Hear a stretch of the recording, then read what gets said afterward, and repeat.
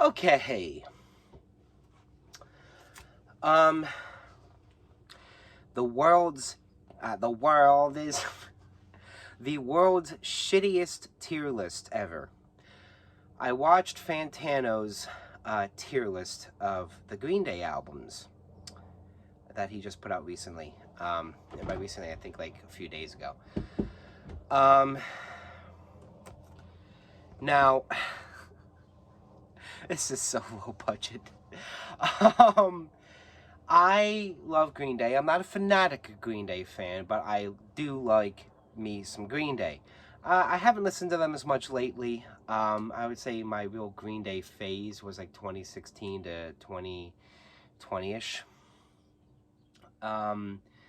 I really did have like a phase where like they were almost like this. I don't know. This is definitely gonna get me some comments, but like there was that time when I pretty much only listened to like Green Day and Weezer and shoegaze. So yeah, I wasn't getting laid.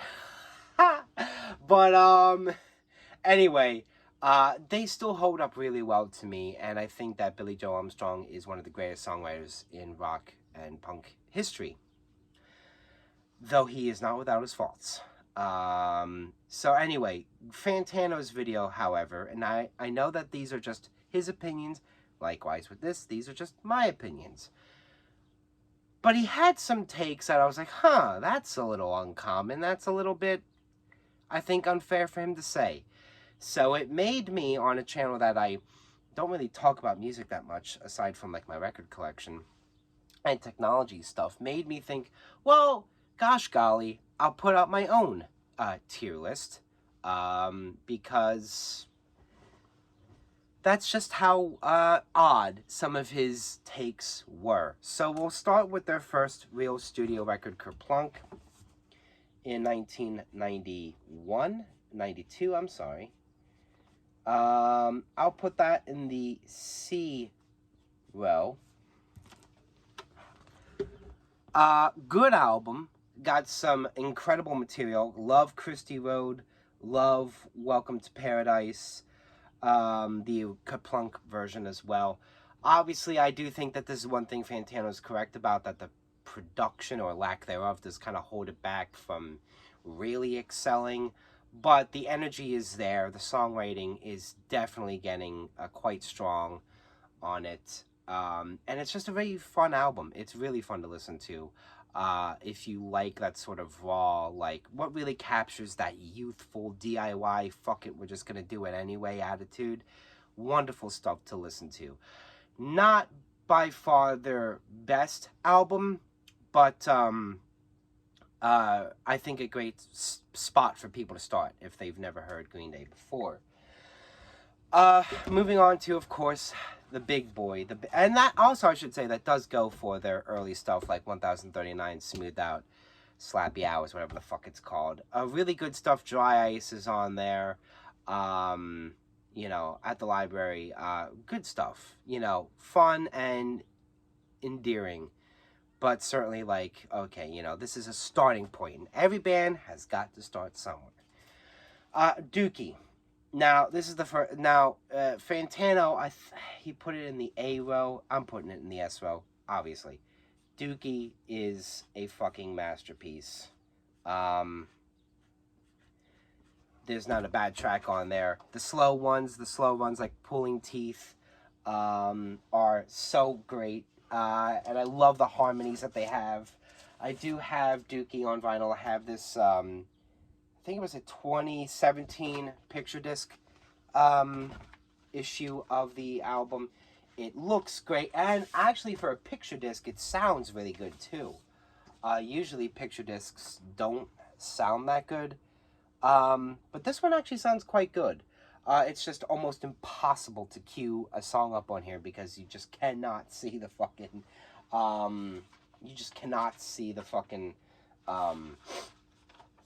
track separation on here. I gotta get this for a rice paper sleeve, but anyway, so I will leave that to the side. But yeah, Dookie's fantastic.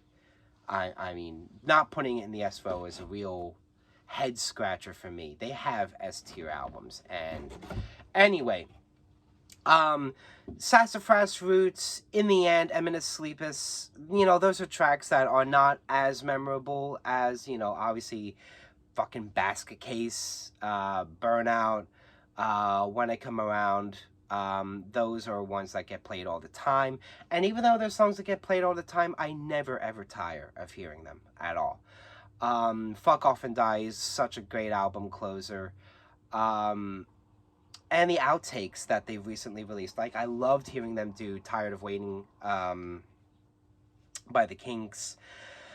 Uh, and yeah, it's just, you know, and of course, Longview is an absolute classic. And Chump going into Longviews is just great.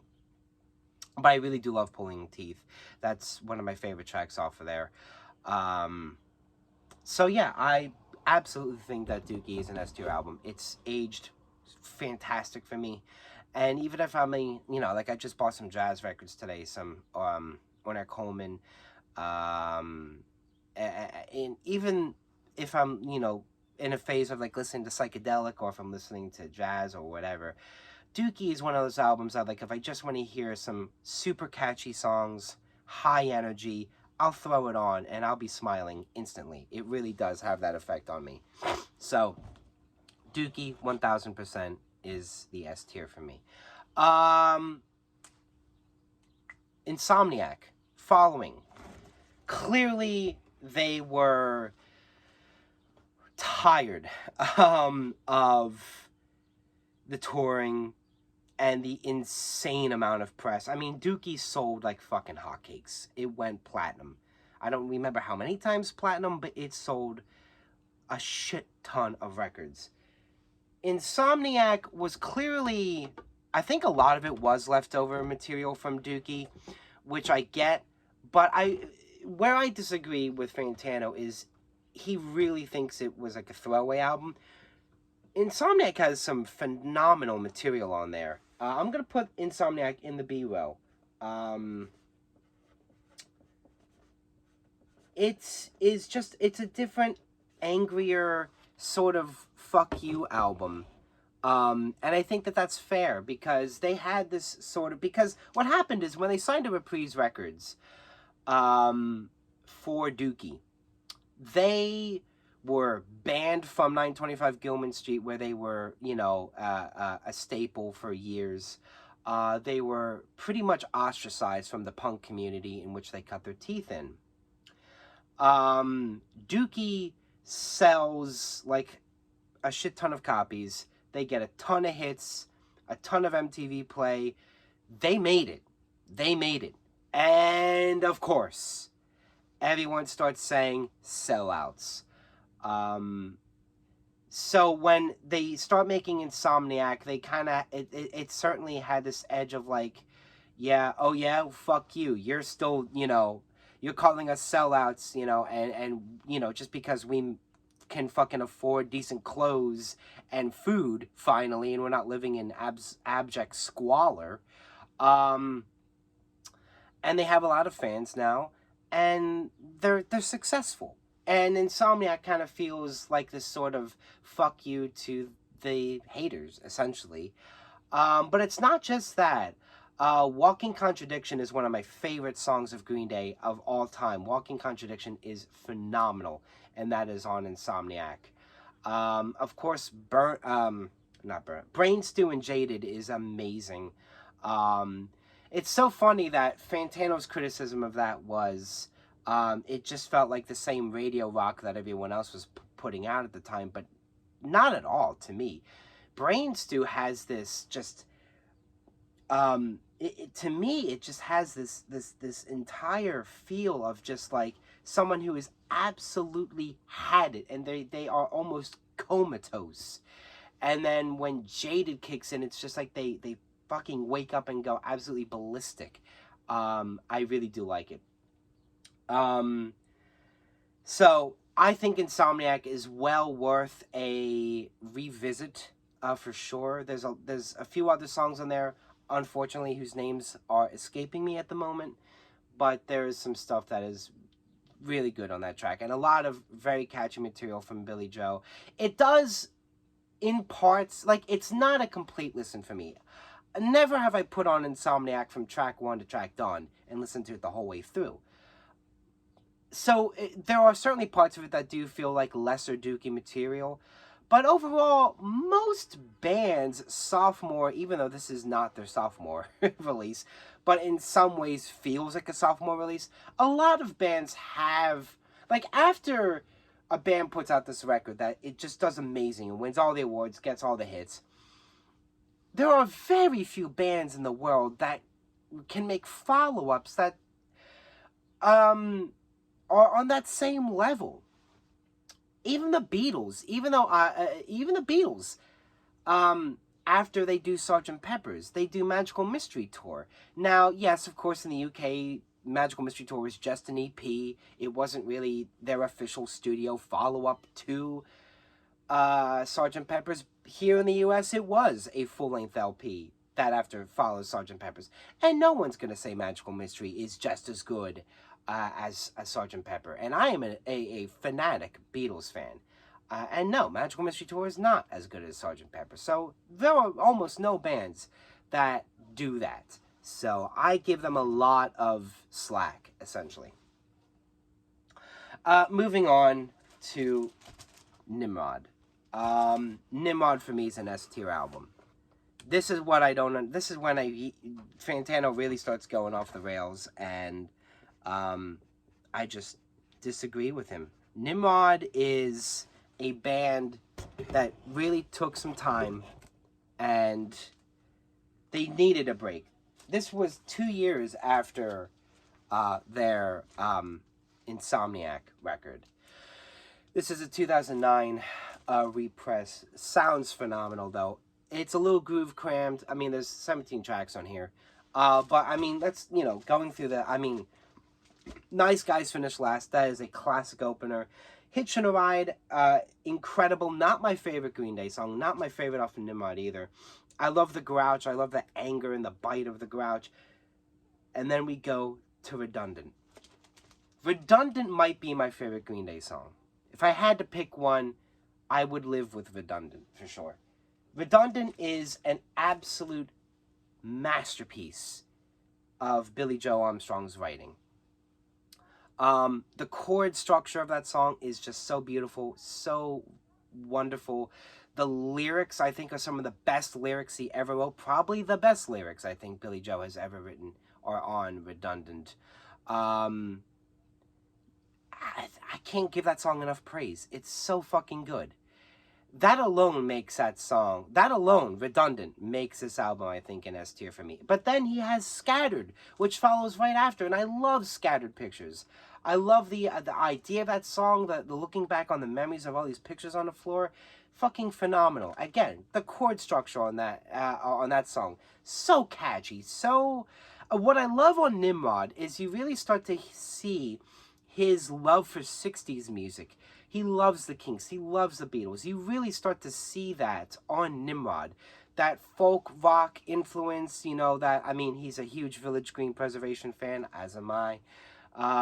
You really start to hear, like, the Rubber Soul influence as well. It's coming through on Nimrod, and it just is such a perfect combination of, like, a punk edge and that high energy that punk brings, but also the more intricate chord progressions of that folk rock 60s influence, and these lyrics that are becoming very introspective and looking back on his, earlier life in the 80s and the early 90s, basically looking back before they were Green Day, before they were, world-renowned rock stars. And I love when bands do that. It can be really kitschy and so overdone, but you get that thing, you get that sort of, like, reflection on Before Fame on, like, Pinkerton, with Weezer, and a lot of other bands do it, and they do it really well. Of course, John Lennon in his solo career, God, for God's sake. So yeah, Nimrod, and then of course, my God, now there are a couple songs on Nimrod that I don't like as much. All the Time is not a big one for me. Worry Rock is a great little pop song, but it's not amazing. Platypus is fucking iconic. It's just pure, unshackled rage. Uptight, again, another great, very 60s inspired pop punk song. I love it. Last Ride In is really cool. It's what can you say about it? It's an instrumental song. But Jinx and Ashinka is Hashinka, again, probably my second favorite Green Day song. I love Hashinka. King for a Day is, now you have Reject and Take Back, which I'm not as big of a fan of either. I do think that those two could have been cut. I think that Nimrod could have done with a few songs being cut off, but otherwise I still think a nearly flawless record. And of course, for God's sakes, Good Riddance, which I love. I love the, there was a version of Good Riddance that was released as a German single, which is a different version of the song, which I also really love, with no strings on it, no strings attached. Anyway, moving on. This is going to be a long video, longer than his. I think you could tell that I have more opinions about this than I think he does. Anyway, now this one is where I vehemently disagree with him. The next album, Warning, from 2000. I absolutely love Warning. I'm putting that in the A row. For a long time, Warning was my favorite Green Day album. It's not anymore. He puts it in the D row, which I just was like, what the fuck? Did we listen to the same record? I love Warning. I love it a lot. It was the first Green Day album. Now, look, I have my own biases. This was the first record that I actually obsessed over with Green Day. There was a time, I remember my friend and I, when we were hanging out a lot, we were in a band together. I had a car with a cassette player at the time, and I had a cassette of this. And it was pretty much the only cassette I played for a long time was Warning. This is, again, another one of those 2009 remasters. Warning is so overlooked and considered to be such a throwaway album, and it's not at all. Warning has got some phenomenal material and sees Billy Joe fully embracing his love for Bob Dylan, his love for that like Rubber Soul, Revolver, Kinks, folk, rock influence, which I love so much. Warning, the song, is one of my favorites by far of Billy Joe. I love that song. I honestly think, in terms of, now here's the funny thing. In terms of Billy Joe's political commentary, which of course the follow-up to Warning, we see him really going in. But I think the best political or politically charged songs he ever wrote were on Warning, in my opinion, because they didn't feel as preachy and they felt a lot more targeted and biting in their commentary. I really, and also because of the fact that Warning is such a bare album, it's especially compared to their theatrical stuff later on. Warning is phenomenal. Blood, Sex, and Booze is a great song about essentially BDSM. Church on Sunday. I love Church on Sunday. I love how it's just a simple, great folk pop rock song. I don't know, I love that sort of stuff. I really do. I love Sunshine Pop from the 60s. If you like that sort of thing, you're really going to like Warning. It's power pop. Really, Warning is mostly, I would say, a folky power pop album. Fashion Victim is great. Castaway, again, another great, just fun power pop tune. Misery is one of the coolest songs they ever made. Misery is very much so like a cabaret, if you know the Doors Alabama song. It feels a lot like that, and it's so fun to see a band experiment and just throw it to the wall and see it work. Deadbeat Holiday, celebrate your own It's, again, just really great music.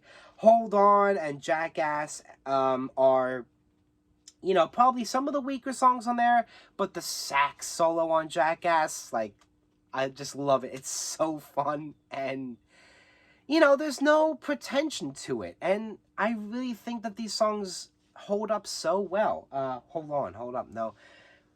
And then the last three songs, on Warning are fucking amazing and downright beautiful.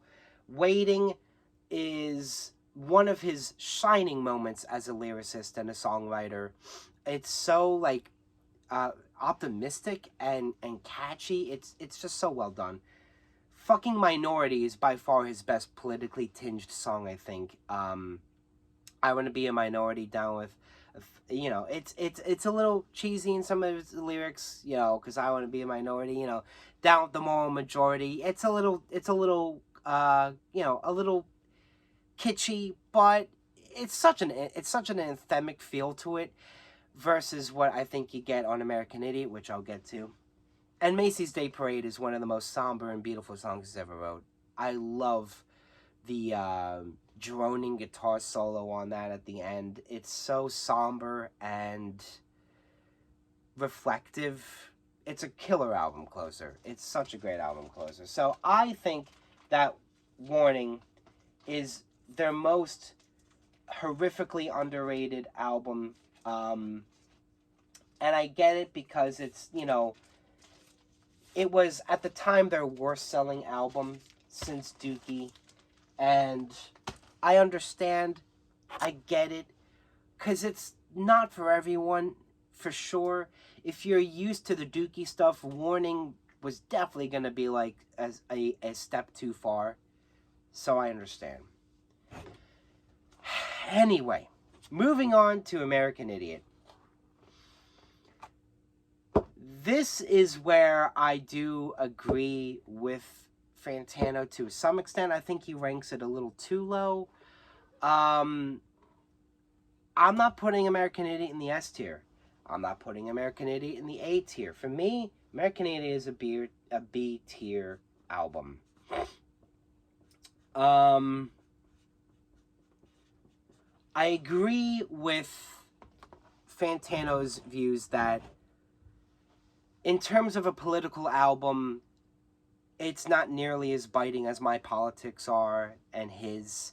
So if you're someone who actually has been long time in radical politics, American Idiot's going to feel pretty damn like a playset. It's definitely going to feel like Baby's first radical politics. And I get it that in the Bush era, and in the era that American Idiot was made in the first place, it's amazing that it ever came out. Because with everybody being so gung-ho for the fucking Iraqi war and the just senseless bloodshed and slaughter, American Idiot was practically like the reciting of Chairman Mao's Little Red Book. Retrospectively, it seems a lot more kitschy than it was at the time, and I get that. What I give it credit for is its ambition, because there were a lot of rumors that they were going to break up after Warning, and they took a long time off after Warning. The fact that they decided to kind of reinvent themselves and say, let's just go all in and just make a punk rock opera was pretty ballsy of them. And the songs are iconic. American Idiot, the title track, is a great song. I like that song. Jesus of Suburbia, I've heard it so many times. It's a little corny for me. Jesus of Suburbia is a bit corny. I like what it's doing, you know, and I certainly loved it a lot when I first was listening to the album. Nowadays, I don't really have the patience for it, I will admit. St. Jimmy and She's a Rebel, they're all a little bit, I don't know. I really have to be in the mood to listen to American Idiot. I like Extraordinary Girl. I do like the deeper cut. Boulevard of Broken Dreams, Holiday and Boulevard of Broken Dreams, I mean, if you've listened to any alternative rock station, you've heard their songs a gazillion fucking times. Holiday is a great song. Boulevard of Broken Dreams is a very well written song. I'd never have to hear it again. I would be perfectly fine if I never heard those songs ever again in my life. I'd be perfectly fine if I did hear them, but it's totally take it or leave it for me. That's kind of where I stand on it. I think that what we need now is something far more biting and far more focused on the rich, the powerful, and the warmongers. And I don't think American Idiot really... I don't really think it's stood the test of time. Although its influence is certainly, like, Welcome to the Black Parade, for God's sakes. So I get it. I think that it really did make pop punk as a whole kind of, like, really step its game up. So I give it a lot of credit for that. The production, a little overblown for me, a little much, but not as bad as it was about to get on, of course, the next album, which I do agree with Fantano, 21st Century Breakdown.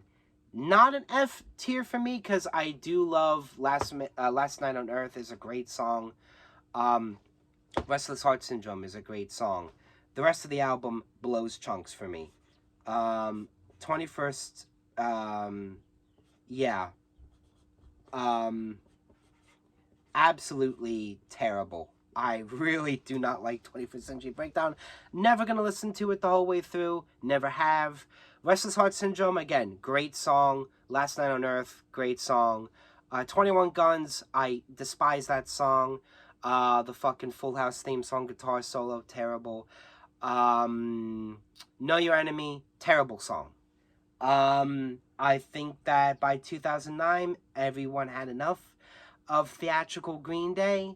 And, yeah, I just think that they should have waited. I really think so. So there's not really much more to say other than, if you like, they basically took the theatrics of American Idiot. They stripped out all of the good songs, except for two. Yeah, so no. The trilogy. This is where I'm going to disagree with Fantano. He likes the trilogy. I don't like the trilogy. I'm just going to put them all, uno, dos, tres. I'm just going to combine them all here. I think I misspelled trilogy. Maybe not. I don't know. Going to put that in the E tier. There is not a single redeeming song on the trilogy. I can't name one. I know X-Kid is on there. I couldn't tell you how it goes. That one song that has a rap from that lady, I can't remember what it's called at all, but it sucks. Kill the DJ sucks.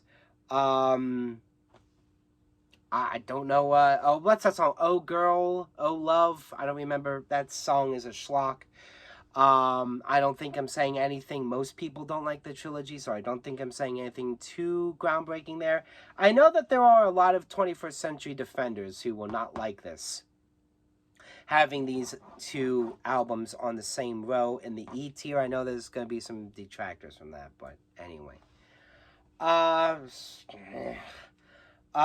also going to put here their follow-up in 2016, everyone's most forgettable album.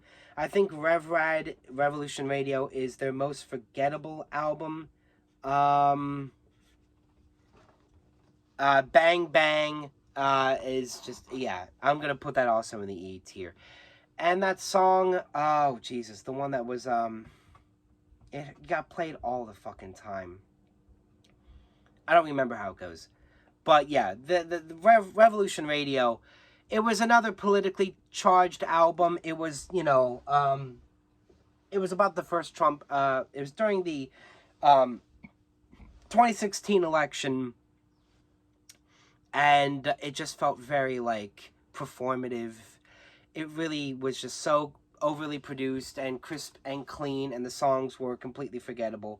It really seemed like pretty much ever since 21st Century Breakdown, and I think a lot of Green Day fans will agree, pretty much since 21st Century Breakdown, Billy Joel Armstrong forgot how to write a single good song. And then, of course, in 2020, we got by far their worst album, Father of All, the most horrible album I have ever heard. Father of All is trash. That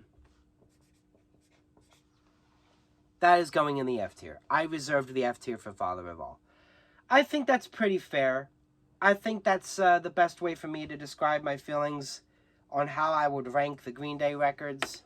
Father of All is absolutely garbage record from start to finish. It's like 21 minutes, but it feels like 2 hours to listen to. It is so horrifically produced. It sounds like a car commercial in one sitting. It sounds like a Target commercial on another. What's that song? Fingers up because I don't give a fuck. Like, it sucks. It sucks. Father of All sucks. And anyone who tries to tell me otherwise is lying to themselves. And lying is a bad thing to do. So, here's the breakdown. I put Dookie and Nimrod in the S tier.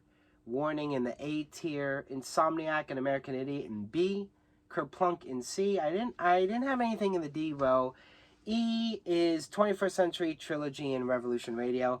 Although, perhaps I would put 21st Century in the D row because there are 2 songs on there that I really do like. Yeah, I'm going to make that decision right now. I'm going to go ahead and put 21st Century in the D row. I'm going to make a executive decision and change that. Because those 2 songs are really good. Trilogy and Revolution Radio, I don't like a single song on there, but they're not viscerally as offensive to the ears as Father of All is. So I'll make that decision right now. I'll put 21st Century in the D row, because there's 2 good songs on there. E row, these 2 albums suck, but they're not like physically sickening to listen to, whereas Father of All is painful. Absolutely fucking painful. So, there you go. Took me 32 minutes, but hey, whatever. I think that this would probably be pretty agreeable to a good portion of Green Day fans. Not that I'm trying to, just tell the audience what they want to hear.